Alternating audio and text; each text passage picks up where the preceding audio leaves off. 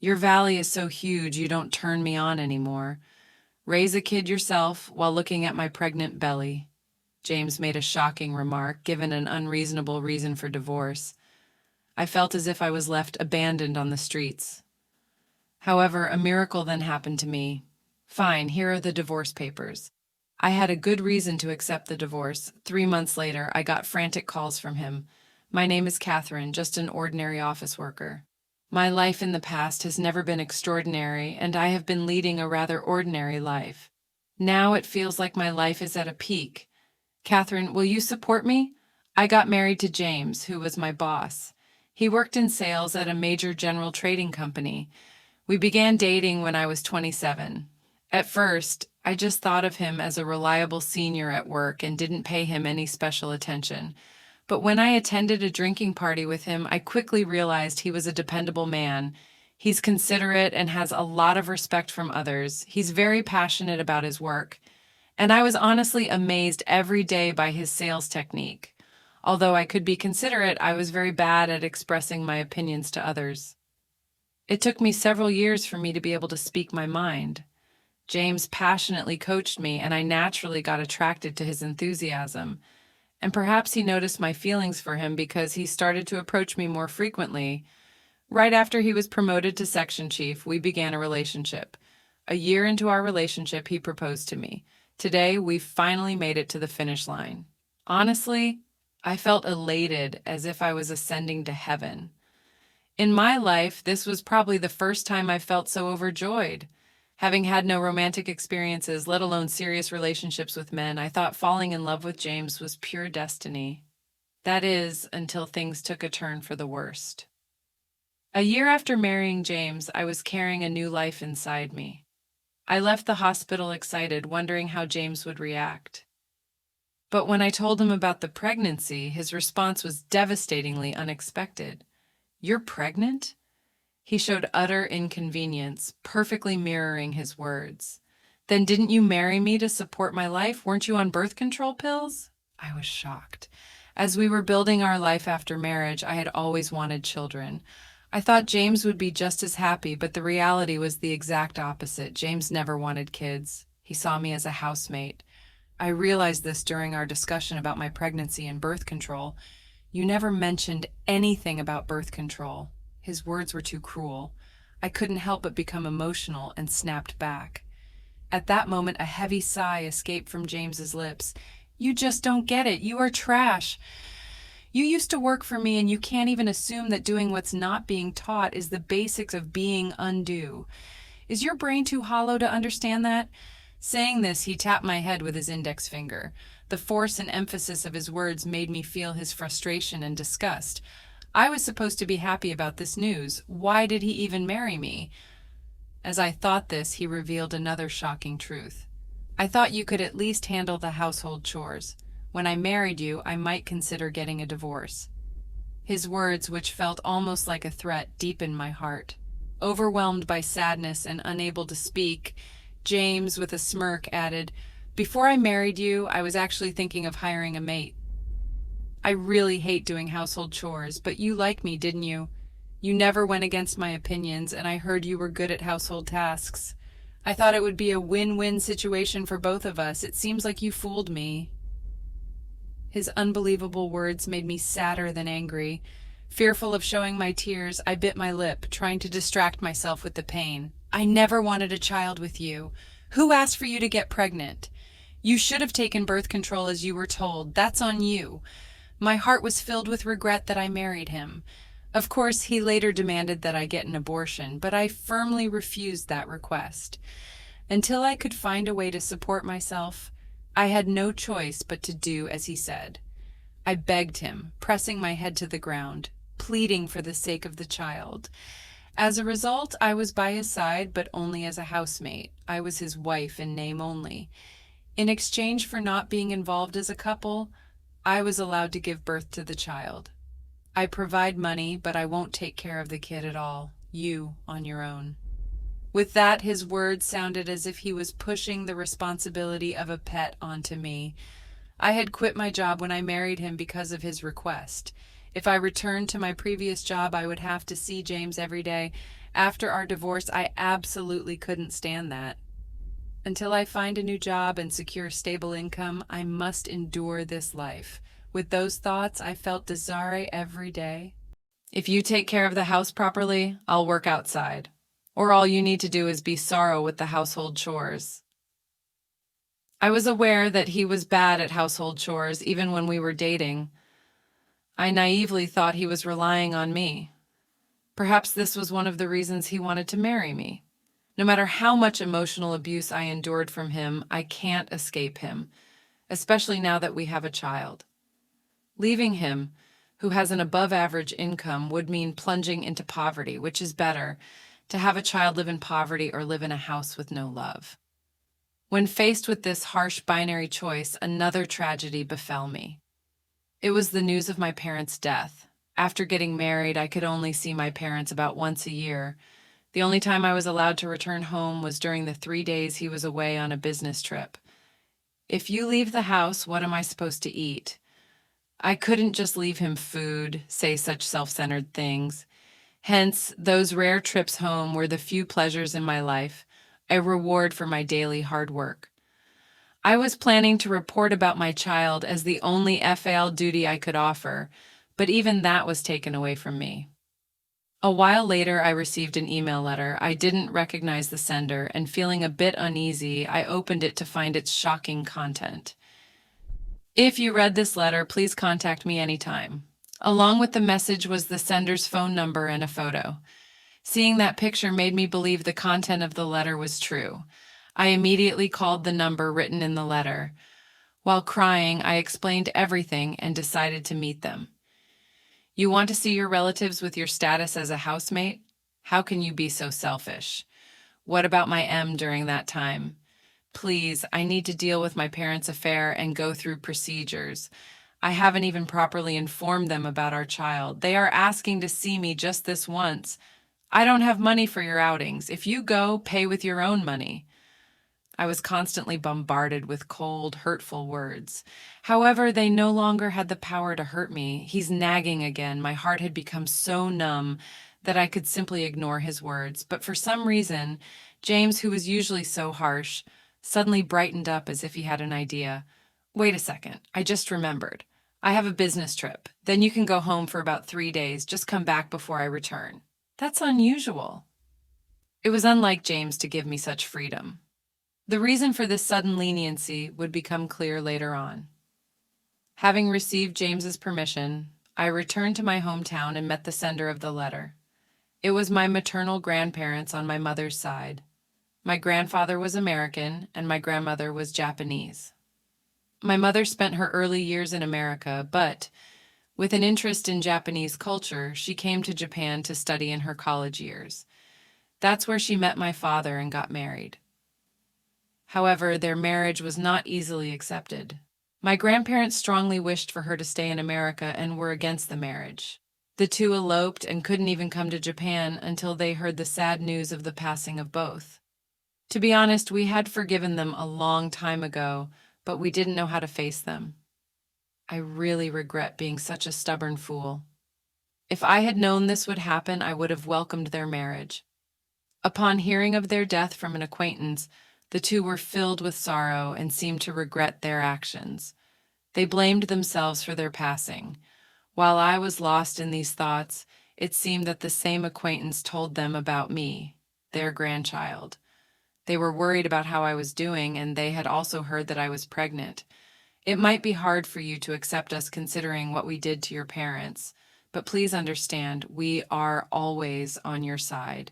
If you ever need anything, don't hesitate to ask. I promise to protect you no matter what. If things get tough, don't ever think you're alone, okay? You can always depend on us without hesitation.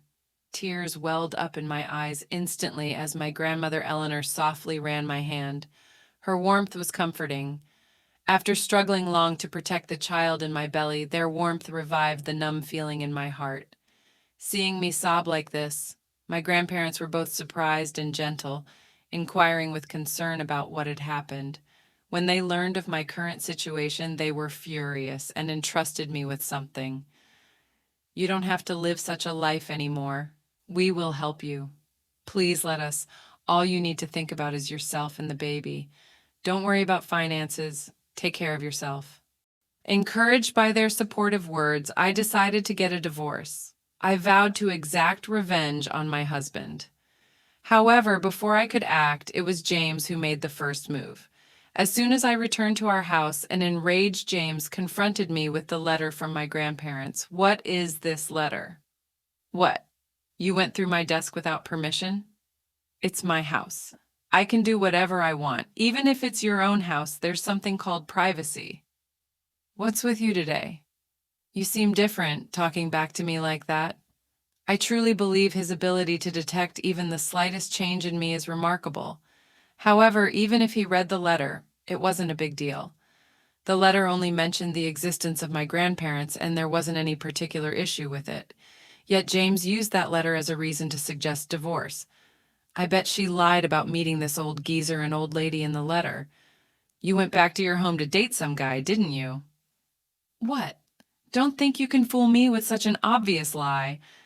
I know you've been using the internet or some trick to have fun behind my back. You're a cheater. Wait a minute, how did you come to that conclusion? You know best that I don't have time for such things, don't you? I couldn't comprehend his absurd insinuations. My stomach hurt and a headache ensued. It was just too much. You've never done anything like that before.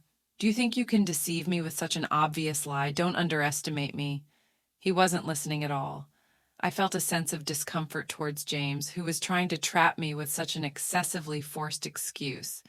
I'm disappointed in you. Not that I had much expectation to begin with. So what? Normally at this point, one would present evidence of their innocence, providing that what James was saying was observed.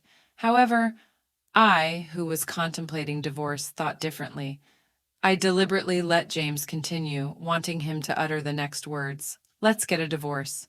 Our marriage was basically out of mutual interest anyway. You've grown fat and unattractive. Raise the child yourself. I don't want anything to do with you anymore. He got exactly what he wanted. I pulled out the divorce papers he had left and presented them to James. Great, here's the divorce papers. Sign it and I'll take it tomorrow. Before you change your mind. Why do you have this? I'm your housekeeper. Clean the house. Finding something like this is a piece of cake. That's a lie. The truth is, I had noticed the papers he left on his desk as a threat long time ago. I can dispose of you any time. He slyly conveyed that to me from a distance, making sure I lived in fear of him so I wouldn't retaliate. I lived every day in fear of that single piece of paper. You're quite confident all of a sudden. Can you, with zero life skills, really survive without me? Don't underestimate me. I won't rely on someone like you anymore. I will protect my child with my own strength. In reality, it was a gamble. I was anxious inside, wondering what would happen if James suspected my sudden boldness. However, I had a hunch about why James proposed the divorce at this time. Therefore, I knew that he would not retract his divorce proposal and that this situation was also so favorable for him. Oh, really? Then raise that kid on your own since we're divorcing on mutual terms. I won't have any involvement with you or the child. That kid isn't mine and you don't ever come in contact with me. Promise? Fine, this is goodbye. Thus, when I was about 9 months pregnant, I divorced James. I had some savings from when I was single so I could quickly pack my belongings and leave his house as planned. I headed to my grandparents' place, settling some matters there. Later, I gave birth to a healthy baby boy, my first child. I named him with hopes for his strong and resilient growth. My son grew up so fast, and both of my grandparents and I enjoyed watching him grow, living fulfilling days. 3 months later, I received a call from an unknown number. As I picked up the call, my expression turned sour. What the hell is going on? Explain. His shaking voice was so high-pitched, I almost wanted to retort. Initially, I thought it was a woman who was calling me. I instinctively pulled the receiver away from my ear. The discomfort grew just hearing that voice echoing inside my head.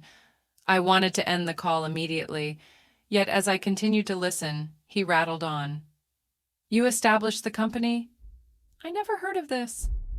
Where in our married life did you tuck away that kind of money? That money is mine. Return it right now, you deceitful woman. Obviously, the voice belonged to James, who had somehow learned about my new company. Do you think someone's pulling your money? He started railing at me like a debt collector. I let out a sigh of disbelief at James' viewpoint without hearing any context. But I replied to him with utter calm. On what basis are you calling this a scam? There's no evidence that I stole your money. Shut up! You probably took extra living expenses from me and secretly saved it. Even if that were true, there's no way I have saved enough to start a company. Living expenses you gave me barely covered a month's worth. Don't be ridiculous. Then how did you get so much money? There's no job that would have given you such an income when you were unemployed living with me. You just didn't know.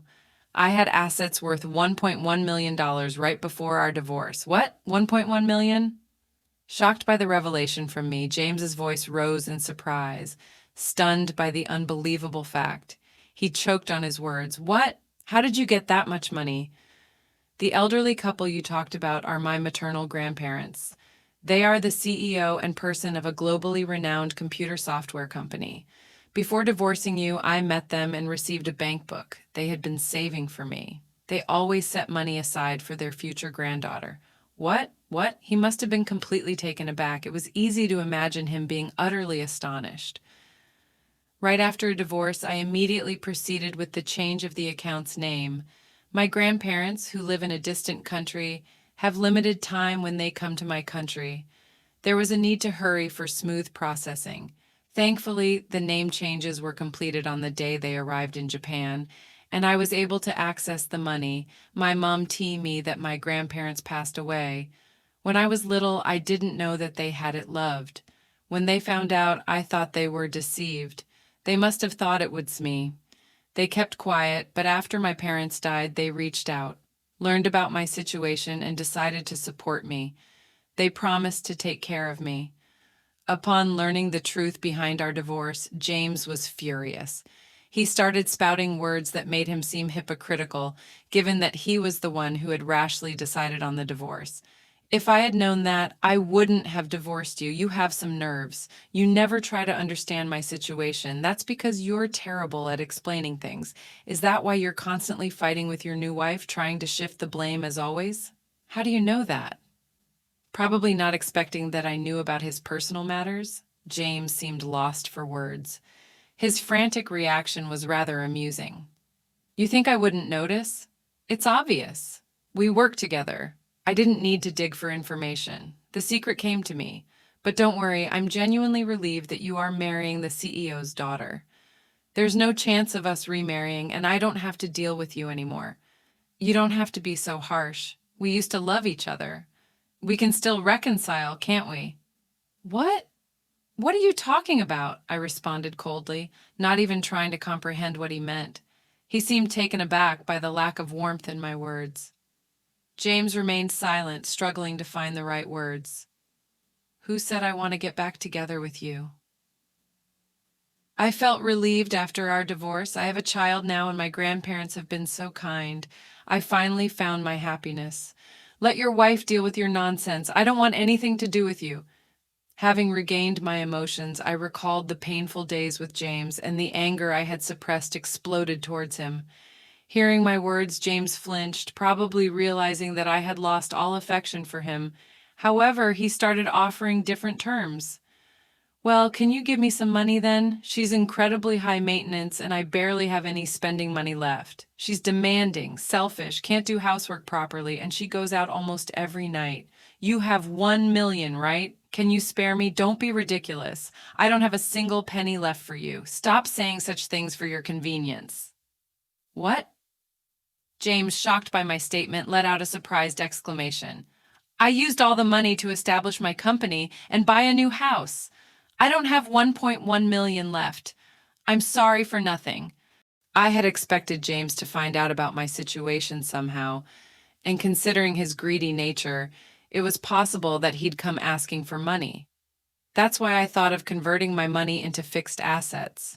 So I quickly bought a new house, used most of the funds to establish a nursing facility with the nursery, and spent the rest of the house. Thanks to the move, the facility is quite popular. It's loved by mothers in the same situation as me. It's fully equipped and is tough to ensure single mothers can live independently. I got advice for the company's website and systems from my grandparents and did a lot of research myself using social media. I thoroughly researched what's necessary for work, found out what single parents want in a workplace, what kind of jobs are in demand, and established my own company to fulfill all these needs. I can't believe you're running such a successful business. I was always so irritated by your condescending attitude. Now I can tell you, you thought you could do anything and saw me as trash. But you were so wrong. I hope you regret leaving me for the rest of your life. So, your regret won't change anything. Wait, Catherine, please give us another chance. I'll do anything you want. Kneel, clean your house, anything. You must be joking. I'll never get back with you, even if it kills me. Leave happily with your current wife, and please never show up to tell my son you're his father. After that, it seemed like he was shouting something, but I unceremoniously ended the call. I blocked his contact and renewed my number. When I told my grandparents about the contact from James, they arranged everything, from security cameras at my home, attempting to ensure he couldn't approach me. If you want, we can even get you a bodyguard, they offered, showing an overly protective stance, which made me smile with appreciation and my embarrassment. Since then, James has been consulting his married life with the CEO's daughter. It's said that he's being dominated at work and drained of his own salary. And every time I hear stories about him from my former colleagues, he feels like whiskey tastes better. Colleagues who heard the story from me began to disdain him, and it became evident to others as well. Eventually, James's standing in the company plummeted. It's said he's continuing his job under much stress and constraint. He is the husband of the CEO's daughter, after all. He's probably living a hellish life, unable to resign even if he wants to. Colleagues would joke, and I'd join in the laughter and agreement. Thus, I finally regained a peaceful life. My son, showered with love from his great-grandparents, is growing up healthily. It's almost 10 years since he's born, and I've taught him everything about James without hiding any details. Be a man like that. Don't worry, I'll always protect you, Mom, he'd say, making me swoon with his prince-like words every day.